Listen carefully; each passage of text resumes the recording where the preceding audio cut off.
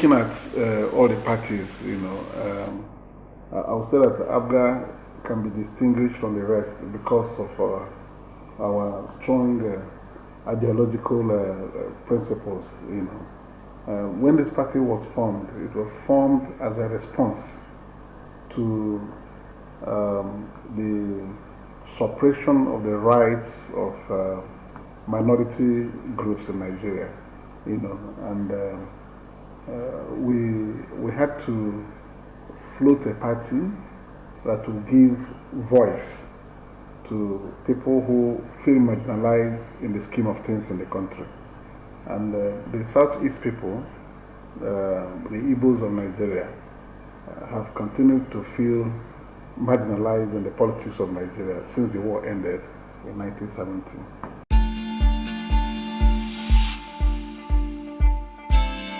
No, not just, we will give opportunity to the minorities to participate in the electoral process, and then pursue programs that will give them inclusiveness in the scheme of things in Nigeria. For example, right now we have nominated a presidential candidate from Benue State, from the Middle Belt. They can be said to be part of the minorities in the north. This is the first time we're having a presidential candidate from outside the Southeast. So you can now see that the bridge building needed, more importantly, to get everybody involved in governance. We've created it already.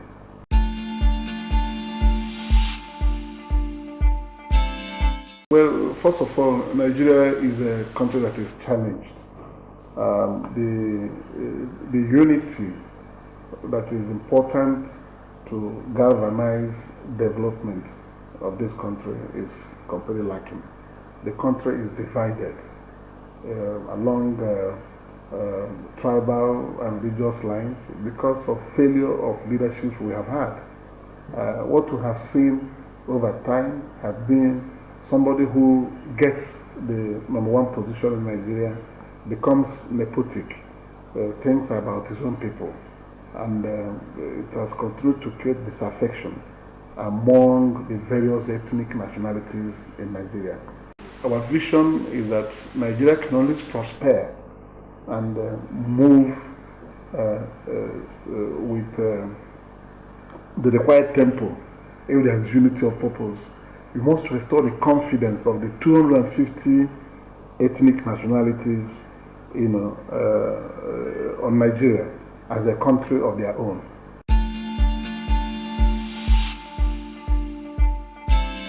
If you don't love your country, you cannot get the rest of indices right.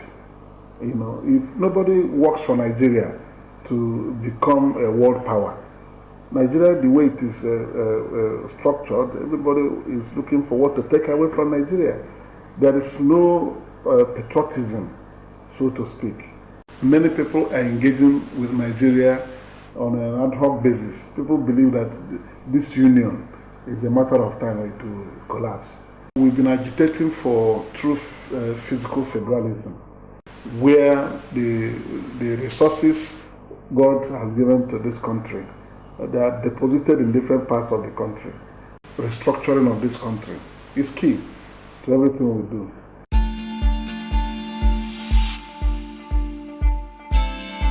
We're going to do well in the election because the issues we're going to campaign with are issues that are very accepted as the solutions to the problems facing the country.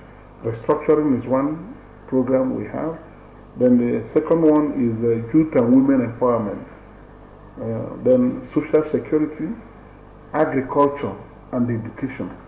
If you invest in education and get more people aware, time will come in this country when you call somebody and tell him to vote for you because it's from your community, and the person will tell you to go to hell. Today I'm the only senator. I know by 2019 we must be up to 10-15 senators, because 3 senators per state.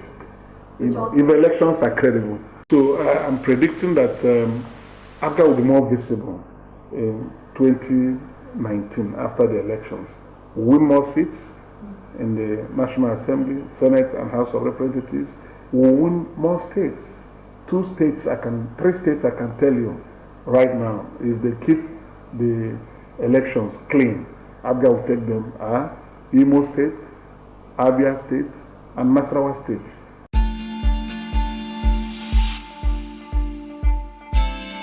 It will be on the basis of what each has to offer.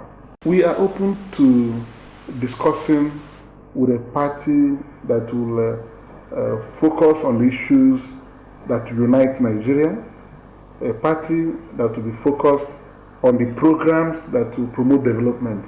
One campaign issue that will make a huge difference ahead of 2019 will be the restructuring.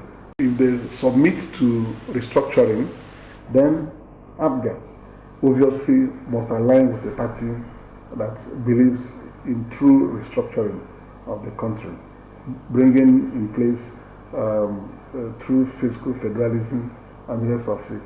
Any party that does not support that, ABGA will not align with it.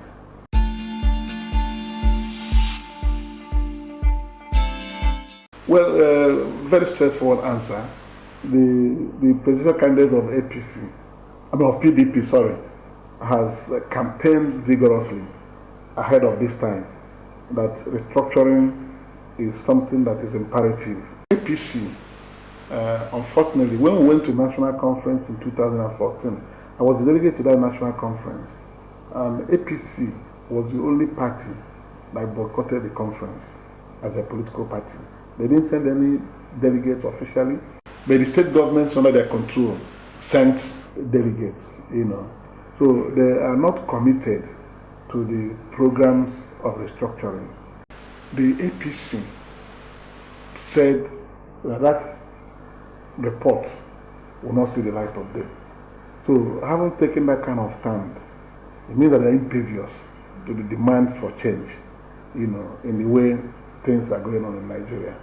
Because of the pressure ahead of the next general elections, APC set up a committee on restructuring, and they came up with only 3 agendas in the restructuring in the midst of several others.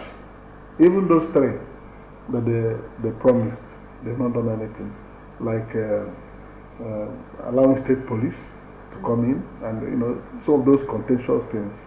So if you ask me, they've not committed to true restructuring.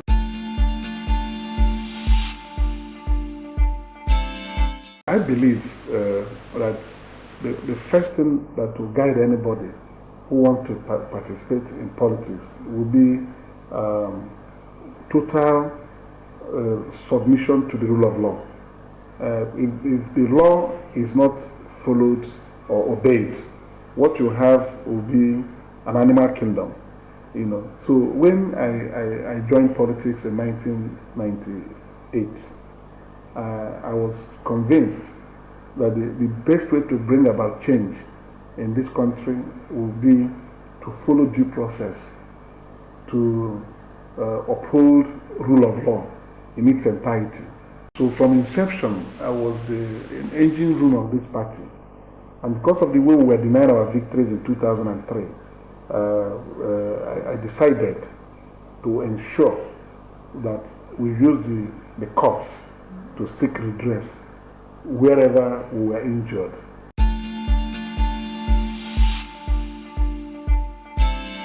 Anambra State is one state in Nigeria that has produced giants in all endeavors. If it's education, we have produced giants in education. People like Professor Chinua Achebe, I know you heard about him. So many professors recorded in history, mathematicians, Professor Chikobi. Everybody is been a geographical expression that God endowed with a lot of great men. Zik of Africa was from Anambra State. The first Senate President of Nigeria, Nwaforis, was from Anambra State. People like Alex Ekwueme, former Vice President, was from Anambra State. The late Senate President Chubu Akadibo was from Anambra State. And in business, we produce so many great entrepreneurs. The first black millionaire, black man that was a millionaire, was from Anambra State. The father of the late Dim Chukwuemeka, the head of Biafra. His father, LP Louis Ojukwu, was at the time richer than Nigeria. They are very ingenious. Their ingenuity is respected by the rest of Nigeria.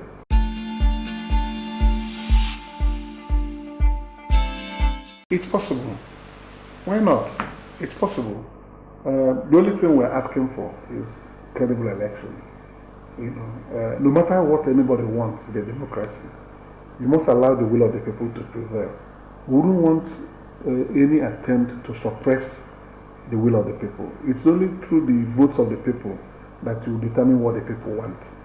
If you don't allow that, you will be postponing the doomsday. A lot of predictions had come in the past that Nigeria will break up. Somehow when the time comes for that prediction to come true, we'll manage to stay together. But I think we cannot continue playing ostrich to those issues that divide us. We must, anybody who wants to lead Nigeria must be open to change.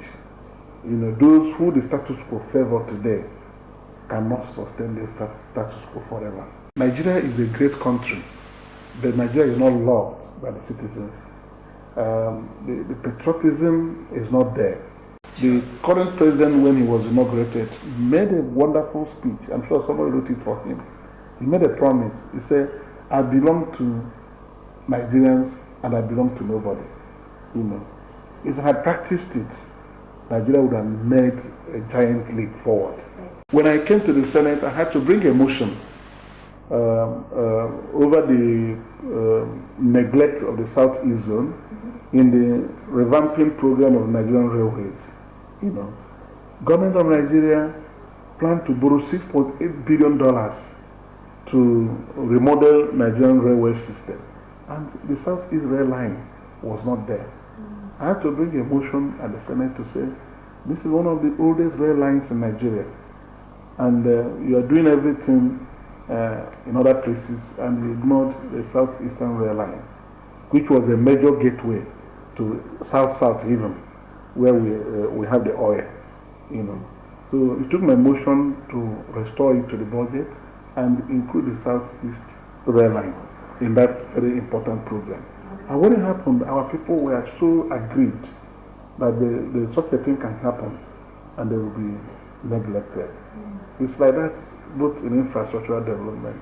I'm not saying that you come to us and do everything for us. We want you to do these things for all Nigerians, all parts of Nigeria. The engine of this change will be who becomes president. And I believe that people are very aware now. Yes. We're not gambling. We're going into this election with clear eyes and we know the issues involved. So that's why I'm saying let the Electoral Commission resist any attempt for anybody to use them to foist a fraudulent election on Nigerians. Because